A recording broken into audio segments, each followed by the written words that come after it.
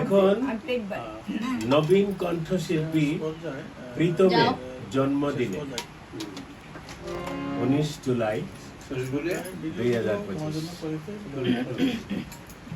গীতিকার যুদ্ধাহত বীর মুক্তিযোদ্ধা মালেক খান, সুরকার বীর কণ্ঠযোদ্ধা প্রবীণ সঙ্গীতজ্ঞ হিমাংশু বিশ্বাস।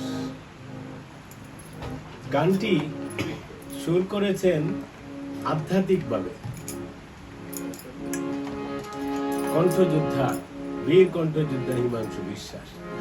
তিনি অলৌকিকভাবে আমাকে সুর দিয়েছেন রাতের সেই গভীর রাতে। সেই সুর থেকেই আমি এখন আপনাদের সামনে